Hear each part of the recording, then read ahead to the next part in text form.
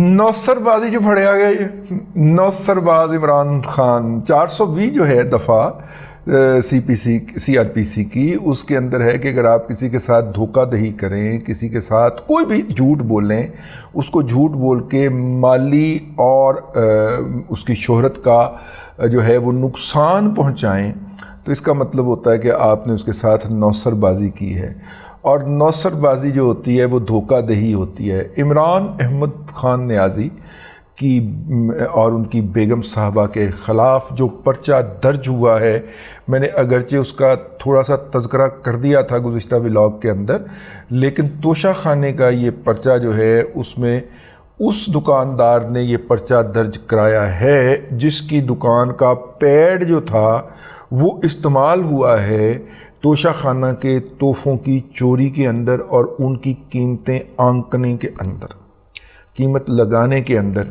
کہ یہ چیز جو ہے یہ بازار میں اتنے کی ہے، اس کا 20% وہ اس وہ جو اس کی دکان کے پیڈ جو تھا اس کے اوپر لکھ کے توشہ خانہ میں جمع کروایا جاتا تھا، حالانکہ اس دکان کو کاروبار بند کیے ہوئے کئی سال کا عرصہ گزر چکا تھا، اس کا مالک وہ دکان نئے مالکان کو بیچ کے دبئی منتقل ہو گیا ہوا تھا، وہاں پہ بیچارے کا وہاں پہ اچھا کاروبار بھی چل گیا ہوا تھا، تو اس نے جب دیکھا کہ اس کا نام روشن ہو رہا ہے اور جناب عمران احمد خان نیازی کے ہاتھوں روشن ہو رہا ہے، تو وہ میدان میں سامنے آیا۔ پہلے ان کا ویڈیو بیان بھی آ چکا ہے اگر آپ کو یاد ہو، اور انہوں نے کہا تھا کہ میرا نام لینا بند کر دیں، یہ آپ دھوکہ دہی کر رہے ہیں، اور اگر یہ کنٹینیو کیا اور آپ نے توشہ خانہ میں میری دکان کا نام استعمال کیا تو پھر میں آپ کے خلاف قانونی کارروائی کروں گا۔ تو بھائی جانوں نے قانونی کارروائی کرنے کی درخواست دے دی۔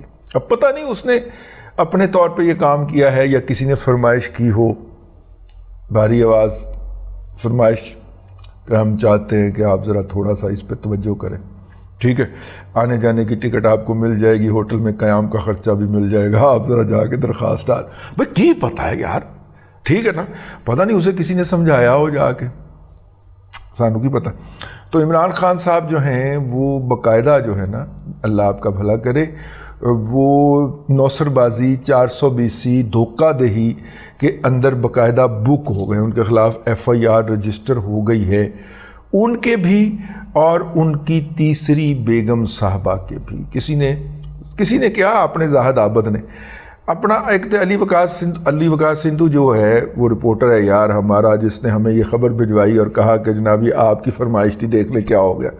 علی جو ہے اس کے ساتھ بڑا پیار کا رشتہ ہے۔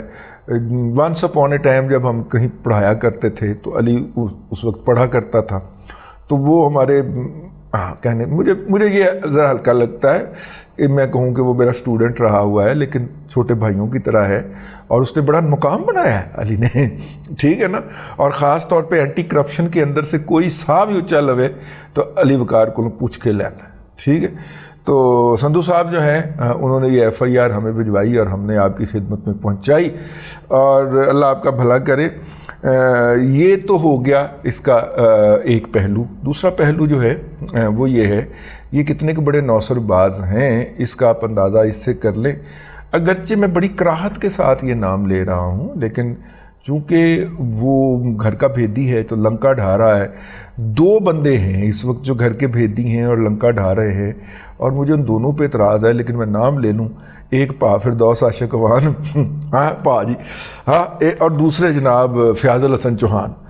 اب پاجی جو ہیں وہ جب PTI کی طرف سے بولتے تھے تو انلت قسم کا ہی بولتے تھے اور بولی ہی جاتے تھے، اور پتہ نہیں کس رستے سے وہ جو تھے کرونا کو داخلہ کرتے تھے اور خارجہ کرتے تھے۔ وہ آپ کو یاد ہے نا پاجی کی بونگیاں؟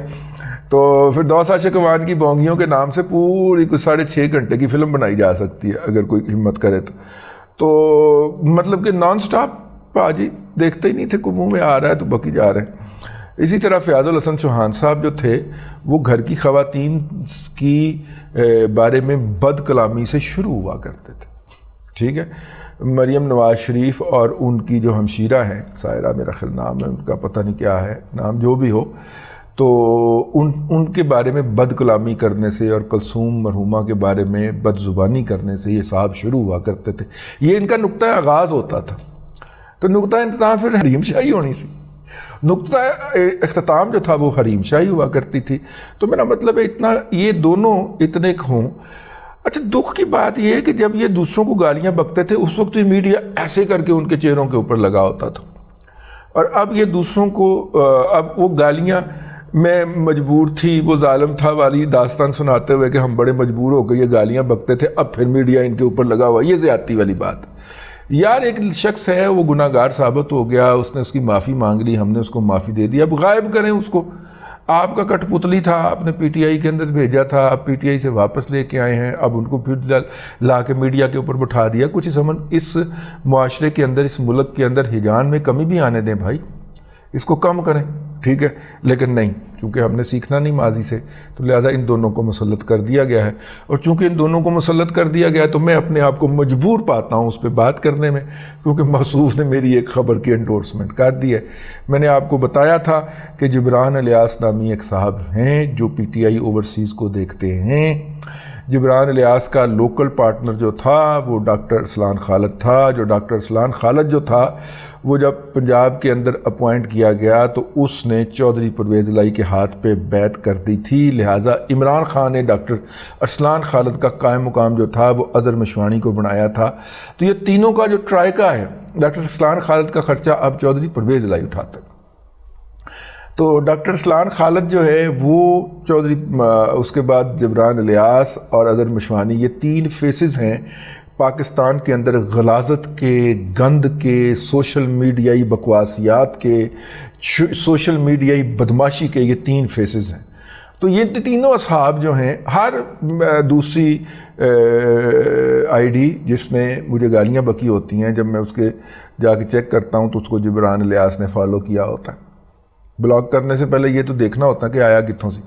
تو خیر یہ جبران الیاس صاحب جو ہیں وہ سان فرانسسکو میں ہوتے ہیں، وہاں پہ یہ لاگرتھم کے بڑے ماہر ہیں، یہ دیکھتے ہیں، یہ وہاں پہ لاگرتھم کے اندر خدمات ہائر کرتے ہیں. خدمات یہ ہوتی ہیں کہ جیسے ہی رضوان رضی کا ولاگ اپلوڈ ہونا ہے تو اس کے خلاف رپورٹ کرتے چلے جائیں آپ نے کہ جناب یہ انٹرنیشنل نارمز کے خلاف ہے، یہ جینڈر ڈسکریمنیشن کو ڈسکس کر رہا، ہر وہ دنیا کا الزام لگا دینا کہ ایک دفعہ ٹویٹر پاگل ہو جائے، اور پاگل پنے سے جب وہ باہر نکلے اتنی دیر میں وہ ہمارا جو ولاگ ہے وہ کہیں پہ دھنس چکا ہو اور کوئی اس کو دیکھے نہ. اور یوں اس کو اگر کم دیکھیں گے تو ایک تو اس کی ریچ کم ہو جائے گی، اور دوسرا ہمیں اس کے ڈالر بھی کم ملیں گے، اور جب ڈالر کم ملیں گے تو ہم پھر اکتا کے یہ کام چھوڑ دیں گے. حالانکہ ان پاگلوں کو پتہ نہیں ہے ہم نے یہ کام ڈالروں کے تحت شروع ہی نہیں کیا تھا. ہم نے اصل میں تو ہم نے جہاد شروع کیا تھا.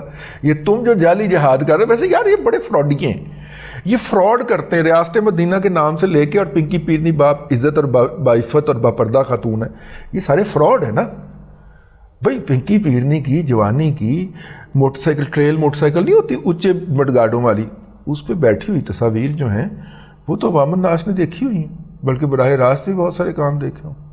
ٹھیک ہے، ہم بھی تو جوانی میں اسی معاشرے میں گھومتے پھر رہے تھے، اسی گلبرگ کی گلیوں کے اندر ہم نے بھی تو گھومتے ہوئے اپنی زندگی گزاری ہے، اور ماڈل ٹاؤن کے اندر تو بہت ساری حقائق و واقعات جو ہیں وہ تو ان گناہ گار آنکھوں نے براہ راست بھی دیکھ رکھے ہوئے ہیں. ٹھیک ہے نا، چلے کسی بھی عمر میں بندہ، اللہ تعالیٰ کسی کو بھی عقل دے سکتا ہے. پھر پیچھے ہم رہنے والے پاک پتن کے ہیں، تو پاک پتن کے اندر جو مشہور داستانیں ہیں وہ تو ہمیں بچپن سے ازبر ہیں، ہمیں وہ نہیں یاد. لیکن اس کے باوجود وہ کہتے ہیں کہ جی میں تو باپردہ خاتون ہوں، میں تو کلی نہیں آ سکتی. ٹھیک ہے، جواب تو خاتون بہت خوفناک ہے، ٹھیک ہے، لیکن میرا مطلب ہے کہ میں کیا کہوں،